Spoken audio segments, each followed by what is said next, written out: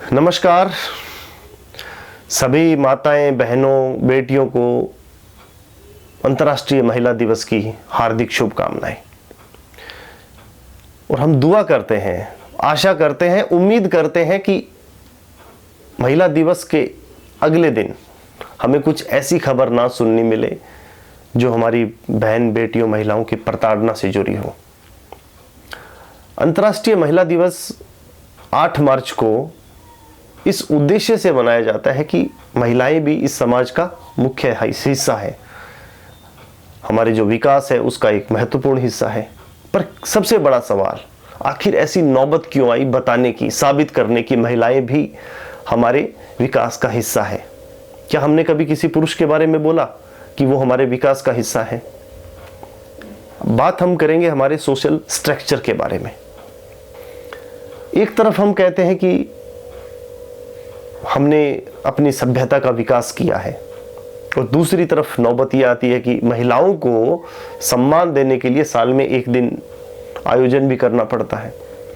आप किसी भी सोशल स्ट्रक्चर में देख लीजिए, खासकर मैं दक्षिण एशिया की बात करता हूं, जिसमें भारत है, बांग्लादेश है, पाकिस्तान है, अफगानिस्तान है, इन देशों में कि रिलीजियसली और कल्चरल हम अपने आप को बहुत गौरवान्वित महसूस करते हैं। पर जब महिलाओं की बात आती है तो खुलकर हम सामने नहीं आ पाते। और इसके अंदर सरकारों को बीच में नहीं लाना चाहिए, क्योंकि सरकार वही होती है जो हमारा समाज होता है। हमें शुरुआत अपने परिवार से करनी होगी कि क्या बिना कानून के हम अपनी बेटी को अधिकार नहीं दे सकते। यहां मैं बात प्रॉपर्टी की बात कर रहा हूं। क्या बिना कानून के एक धर्मपत्नी प्रॉपर्टी में कानूनी अधिकार नहीं रख सकती, या हम उसे नहीं दे सकते? क्योंकि ये सोचने वाली बात है। क्योंकि वैश्विक दौर के अंदर जैसे जैसे जैसे विकास की प्रक्रिया बढ़ती है तो ज़रूरतें भी बढ़ती जाती हैं। आज ज़रूरत का जो सबसे महत्वपूर्ण साधन है वो है आय।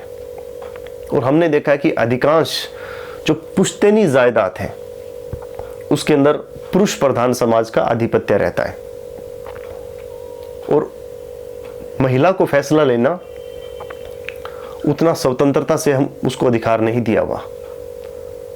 एक बड़े लेवल की बात कर रहा हूं मैं। जैसी कोई बेटी बड़ी होती है तो उस पर तरह तरह की पाबंदी लगाई जाती है। उसके बाद उसके जो भी आगे उसके बालिग होने के बाद जो निर्णय होते हैं वो स्वतंत्र रूप से हम कह सकते हैं कि नहीं हो सकते। उसके अंदर समाज का बहुत बड़ा रोल अदा करता है। इस रोल को हम सही सिर्फ एक बिंदु से ठहरा सकते हैं कि महिला का एक बहुत बड़ा कद है, उसको कोई आंच ना आए, उसके किसी भी मतलब ऑल ओवर पर्सनैलिटी पे, तो उस तरह से हम सुरक्षा कवच कह सकते हैं। पर जब सुरक्षा कवच बंदिश में तब्दील हो जाए तब हम उसको जकड़न या घुटन कहते हैं। तो इसका क्या उपाय होना चाहिए? देखिए, सबसे पहले तो महिला को एक वस्तु समझने की बजाय एक समाज का अंग जैसा हम हर चीज को समझते हैं। हम ये नहीं कह रहे कि आप महिलाओं को विशेष अटेंशन दीजिए उस चीज पे, आप सामान्य रूप से भी उसको कह सकते हैं अच्छा महिला है, बराबरी का हक है। तो उस केस में हमें शायद 8 मार्च के दिन का इंतजार नहीं करना पड़ेगा, ये आज से ही हो सकता है। हमारे जितने भी जिंदगी के फैसले होते हैं, अगर कोई पुरुष लेता है तो उसको महिला पे थोपने के बजाय जो पारिवारिक जो भी फैसले होते हैं, चाहे वो कोई नई चीज़ खरीदने की हो, चाहे नई कोई चीज़ बेचने की हो, या नया प्लान हो, उसके अंदर भागीदारी तय करना बहुत ज़रूरी है। समाज व्यक्तियों से बनता है और व्यक्तियों की सोच ही समाज का निर्माण करती है, और उसी से देश बनता है और उसी से दुनिया बनती है। तो मेरा सबसे आपसे गुजारिश है कि हम बहुत बड़े कोई क्रांतिकारी बदलाव की उम्मीद नहीं रख सकते। अपने परिवार से ही शुरुआत कर सकते हैं कि छोटे छोटे जो बदलाव होते हैं फैसले लेने में महिलाओं के, उनको हमें स्वतंत्रता देनी चाहिए। जब हमारा संविधान उनको स्वतंत्रता दे रहा है तो फिर हमें क्यों पीछे रहना चाहिए? महिला की हर चीज़ पर उसका व्यक्तिगत हक है।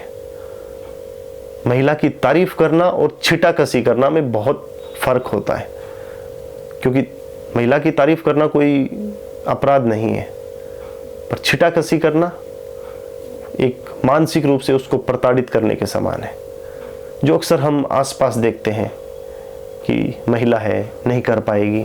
तो ये जो सोच है उसको बदलने की बहुत ज़रूरत है। इसकी शुरुआत हमें ही करनी होगी, और शायद आने वाले 15, 20, 25 सालों में हम देख सकते हैं कि परिणाम स्वरूप जो हमारी माताएं, बहन, बेटियां हैं वो मुख्य धारा के अंदर उतना ही महत्वपूर्ण योगदान अदा कर रही हैं जितना कि लोग अन्य कर रहे हैं। तो इन्हीं शुभकामनाओं के साथ, इन्हीं व्यक्तिगत राय के साथ महिला दिवस की बहुत बहुत शुभकामनाएं। जय हिंद।